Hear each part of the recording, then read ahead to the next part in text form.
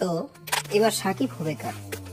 আমরা একটা জিনিস লক্ষ্য করেছি রিসেন্টলি কিছুদিন, অরণ্য মামুন তার ফেসবুক ওয়ালে শেরের ডেমো গাড়ি কত কি পোস্ট, আর অন্যদিকে টান্ডপের হাওয়া বাতাস, আমিন খান কত কি। এবার কোরবানিতে একটা টানাটানি পড়ে গেছে, কার হাতে কে কার হবে সাকিব। সাকিব ভাই কাকে দেবেন শিডিউল? আমরা যতটুকু জানতে পেরেছি শেরের নাকি শিডিউল আগের থেকে দেওয়া, এবং তাণ্ডব গল্প পছন্দ হয়েছে, কিন্তু অরণ্য মামুন দরদে যা করলো। কিন্তু শেরে শুধু অরণ্য মামুন থাকবে না, থাকবে আর অন্য কেউ, এবং এই শেরের যে প্রযোজক আছে সে বড় কেউ, এবং তার সাথে ঝামেলা করতে চায় না, কারণ আগের থেকে কি সাইনিং করা আছে, তাণ্ডবে কোনো সাইনিং করা নেই। এই কারণেই দেখা যাক, আমার মনে হয় শের আসবে, কেউ দেখা যাক কার হয়।